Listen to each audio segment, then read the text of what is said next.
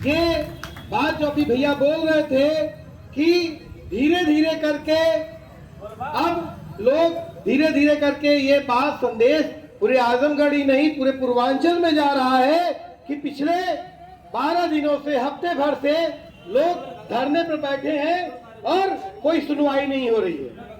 और उस जिले में सुनवाई नहीं हो रही है जिस जिले के लगातार जिलाधिकारी इस बात को लेकर कहते हैं कि उनका जिला IGRS में कभी नंबर 1 पे है, कभी नंबर 4 पे, कभी नंबर 2 पे है। लेकिन दरअसल मुझे लगता है कि IGRS पर ये सरकार नंबर 2 का ही पूरा खेला खेल रही है।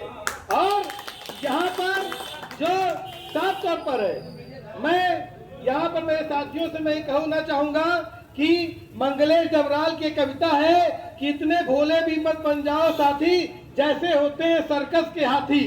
मतलब कि IGRS RTI आजकल ये हो गया है कि आप डाल दीजिए और ये उसका एक उत्तर देकर ये उसका निस्तारण की बात कर देते हैं। मैं यहाँ पर कई घटनाएं हैं लेकिन मैं एक दो घटनाओं का जिक्र करते हुए अपनी बात रखते हुए आपके धरने का समर्थन करूंगा कि पिछले दिनों हमारे निजामाबाद क्षेत्र में बिरादर गांव में एक ट्यूबवेल लगा और वो ट्यूबवेल जब लगा तो वहाँ के जो ग्राम प्रधान थे, ग्राम सभा थी, उसको मालूम ही नहीं है कि वो ट्यूबवेल किसने कब कहाँ वो लगा दिया गया। जब IGRS पर उसकी शिकायत की गई तो लगातार हर जो शिकायत पर जो उनका रिप्लाई रहता था, जो निस्तारण की प्रक्रिया रहती थी, हर बार अलग अलग और बिना ग्राम सभा के सहमत के, बिना ग्राम सभा की अनुमति के उन्होंने वो लगा दिया। और सवाल था, अंत में इन्होंने कहा कि ये DM साहब कर रहे हैं। मामला इस बात का है कि पूरे जिले में लगातार लेखपाल कानून को लगातार भ्रष्टाचार कर रहे हैं। एक ही जमीन के लिए एक पक्ष जाता है तो 2 लट्ठा आगे कर देते हैं और दूसरा पक्ष जाता है तो 3 लट्ठा पीछे कर देते हैं।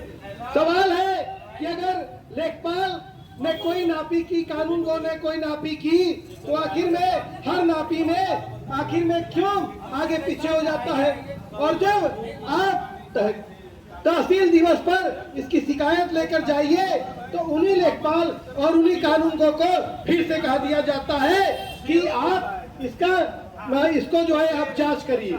मतलब जिसके ऊपर आरोप लगा रहे उसको ही जांच करने को कहा जा रहा है।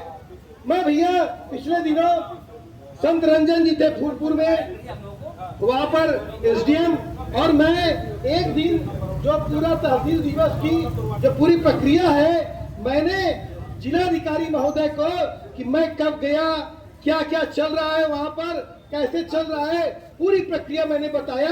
और पूरे तहसील दिवस पे मैंने देखा कि एक भी उसका निस्तारण उन्होंने नहीं किया। लेकिन दूसरे दिन के अखबारों में रहा कि इतने प्रकरणों का, इतने विवादों का निस्तारण हो चुका। तो सवाल इस बात का है कि ये सवाल जो IGRS का है या RTI का है, ये हमारा अधिकार है। और इस दौर में तो और सवाल उठ जाता है क्योंकि मैं जब आया यहाँ पर RTI दिखा तो कल भी देखा तो हमारे अब CGI भी बोल रहे हैं ये सब सवाल करने वाले लोग काकरोच है, ये लोग पैरासाइट है। तो सवाल इस बात का है कि आप क्या इनको काकरोच मानेंगे, क्या इनको आप पैरासाइट मानेंगे। ये लोग इस तपती धूप में अपने अधिकारों के लेकर यहाँ पर बैठे हैं। हमारी माताएं बहनें यहाँ पर बैठी हैं। लगातार तमाम लोग यहाँ पर देखिए, राम अवतार जी आज पवई से चल के आए, हमारे किसान नेता बीरेन जी आए हैं, सत्यम जी आए, हमारे मेनगर के प्रभारी जो है हीरालाल गौतम जी हैं, हमारे सदर के प्रभारी अवधेश जी आए हैं और हमारे वरिष्ठ डॉक्टर राजेंद्र जी आए हैं और हमारे सगड़ी के प्रभारी नंदलाल जी हैं और अनिल गुप्ता जी वहाँ पर पवई के प्रभारी हैं। तो मैं आजाद अधिकार सेना को यह आश्वस्त करूंगा कि इस सवाल पे आपने मुहिम शुरू किया है, ये आंदोलन शुरू किया है, अब ये एक जन आंदोलन की रूप में शक्ल लेगा।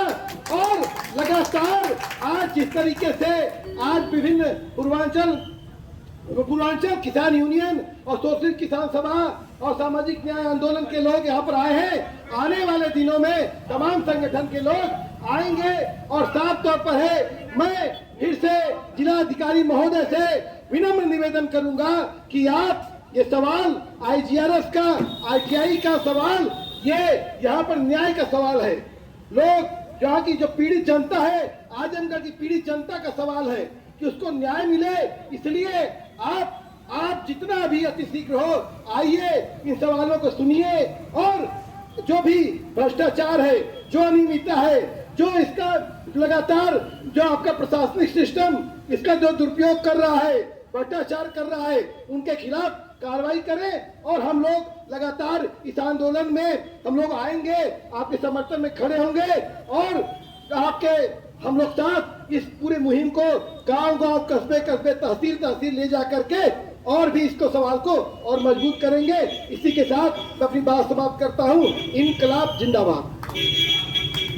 बहुत बहुत धन्यवाद राजीव जी। हम लोग सामाजिक कार्य